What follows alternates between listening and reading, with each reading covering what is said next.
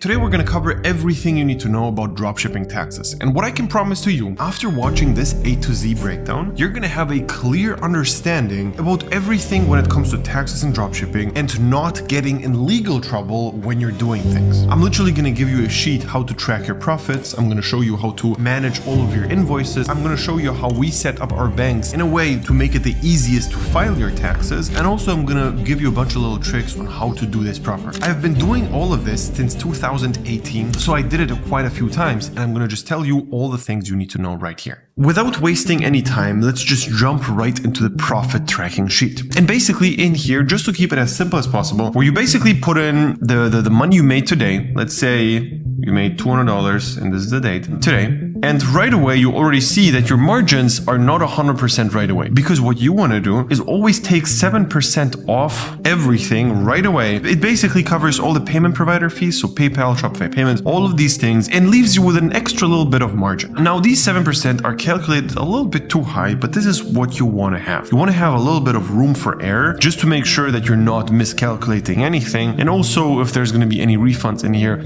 usually that's also covered by the 7%. The next thing you're going to have is your product cost. So basically, let's say your product cost is $10, you had 10 orders, you're going to have $100 product cost. This is going to be right here. So instantly the cost is going to be 100 plus 14, and it's basically going to be deducted from the 200, and then you're left with 86. Your margin is going to be in here, and this is how much you have in profit. Here we have the same thing. However, here this is going to be calculating all the profits from all of this. So in here you're going to see the whole monthly profit tracking sheet. And this is what you usually want to do. You want to have one of these for each month and basically just duplicate it in here for the next month over here. So that's pretty simple. One thing which is not included, which you have to keep in mind here, just one-time costs. So for example, if you buy like an email marketing service, or if you pay for something, you're obviously going to have extra costs. We have a separate sheet set up for that. If you want us to send you both of those sheets, just DM me Profit Tracker on Instagram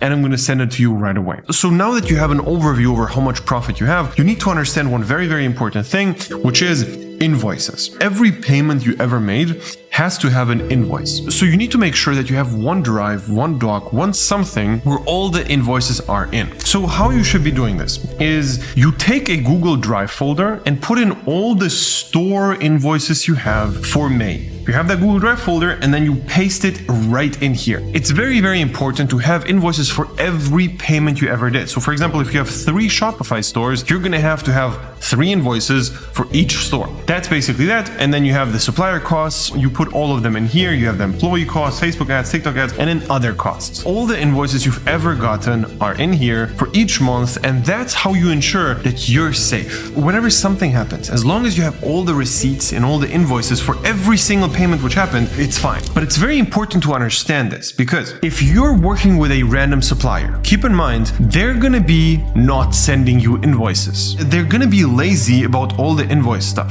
However, your job as the customer is always asking for receipts for everything. No matter what you buy, you need to have an invoice. It doesn't matter if you buy a service, a mentorship, some sort of thing where somebody could potentially not give you an invoice, you have to ask. And then it has to be here. And then as long as you do that once a month, you're not going to have a mess. You just take one day in your month to accumulate all of your invoices, and then you're good. Keep in mind, as long as you do all of this on a monthly basis and you keep up with it, it's not going to become a mess. If you're already there and it's a huge mess, then you need to get everything in order from the past and basically worry about the future. Now let's talk about one thing which is super important, just to understand how much money you have, how much money you owe to the government, how everything works. You need to have a very specific bank account set up. For that, you need to have 3 bank accounts. Let me show you how this works. The first bank account is going to be your business bank account. You have your business bank account. In here, you get all the money you make. Okay, so if your store makes $1,000, this is where Shopify sends you the money. And in here, you never touch the money. You're not allowed to have any personal expenses. So if you buy an email marketing service, you can buy it from here. If you want to buy ice cream, you cannot buy it from here because it's not connected to your business. When you want to spend private money, for that you have to have a separate bank account, which we're going to put right here. And this is private. You're going to have a private bank account. This private bank account is basically for your expenses. Ideally on this bank account, you don't send yourself more than like 20%. Okay, so here's the 20%. If you made $100,000 this month, ideally don't send yourself more than 20K. Okay, this is just a general rule. Obviously, it really depends on how you're living, etc. But usually what we see is 10 to 30% of the money you make, you can actually spend for private stuff. The rest should stay in the business. Keep in mind, it really depends on how you're making your money. Okay, if you're doing organic dropshipping, it's much more chill to spend a bunch of money because you don't need the money for ads. If you do paid ads dropshipping, it's a very, very different story because you have to have a lot of money in the bank account just to be able to test a bunch of products. On organic, it's free. So there you can spend a little bit more, like maybe up to 40% into your private account. Now, whenever you have money in your business bank account, it feels like it's your money. But in reality, it's not. Okay? In reality, you have a third bank account, which is the tax bank. Okay, so ideally you know how much taxes you have to pay in your country. In Germany, we have to pay 50%. And I'm paying hundreds of thousands of dollars every single month to the government, which is very annoying, but it is what it is. And I'm also going to share with you later on why I don't just move out to like Dubai or someplace. And I'm going to actually explain to you my mindset behind staying in Germany, even though my taxes are so crazy high. So whenever your business makes money, it's again, not your money, but it's the government's money as well. So you're going to have to send yourself, let's say 50%, in my case, 50% to the tax bank account. So if you made 10K this month, 5K go to the tax bank account. And if you do this right, you actually can look at the business bank account and see how much money your business made after you paid yourself and after you paid the government. And this is the profit which stays in the business. Now, this is how you should be thinking. And the moment where you look at your business account and you just think, all right, this is my money, that's wrong. A percentage goes to your private account, that's your real money. The business bank account is basically money which you semi-own, which you're not allowed to spend, but is there for the business. And then the tax bank account is money which you're not allowed to touch at all. And if you do this right, it's going to be very easy for your accountant as well. Because if you have a bunch of private expenses and a bunch of business expenses all in one bank account, it's going to be very annoying for your tax accountant to file the taxes properly. And it's going to be you who has to pay him for extra hours. So it's going to be very expensive for you as well. Here, again, just make sure that you never ever spend private money from the bank account. It is very important not to mix it ever. And also, never buy anything for the business from your private account. Very, very important. If you have these three accounts, you're basically safe. This is going to save you a lot of headache, and I wish I knew that from the get-go. Just do this and you're going to be always better off. So now you probably ask yourself, if I actually have to pay hundreds of thousands of dollars per month to the government for basically nothing, why don't I just move out? Why don't I actually go to a country like Dubai where there's a zero tax policy? There's a few reasons. Let's start with a practical one. If you live in Germany and you want to move to Dubai, you have to pay an exit tax. So what that means is Germany evaluates how much your business is worth. And how they do that, they take your yearly profit, let's say $1 million, and they take your yearly profit and put it times 11. 1 million times 11, 11 million. So that's the number they have evaluated your business on. So because usually as a projection over the next like 10 or 20 years, you're going to make at least 11 million, you now have to tax $11 million just to move out. $11 million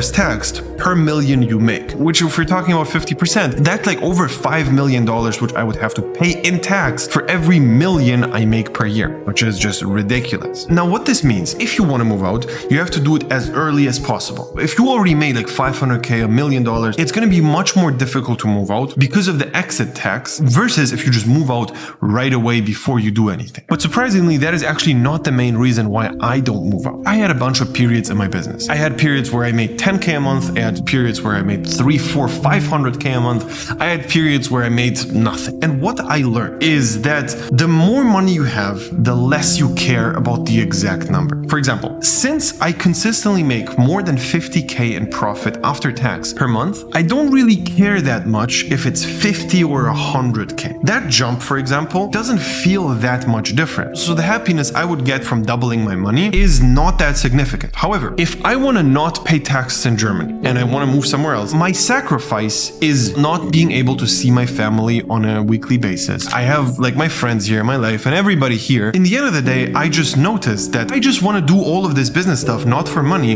but for the freedom. And if I move to Dubai and basically limit my freedom, that's kind of misses the point. The point of doing all of this is that I can do whatever the fuck I want. And the only way to do that is basically just not caring about taxes at all. And this is my mindset going into this. And now, if you're just like 19 years old and you don't really know where you want to live and you basically have all the options you want, go to Dubai, no problem. But obviously keep in mind, the longer you live at a place, the more tied down to the place you're gonna get. I don't know what's gonna happen. You're gonna meet a bunch of people, you're gonna meet a girlfriend, you're gonna get an office, you're gonna do this, you're gonna do that. And there's gonna be a bunch of extra layers of difficulty to move out of that country. Keep in mind that the earlier you do this decision, the better it is. Make sure you travel the world and you see what's going on everywhere just to find the best place to live at overall, and then decide if you want to go there or if you still want to stay at your hometown. If you are watching this right now and you haven't made at least 50K,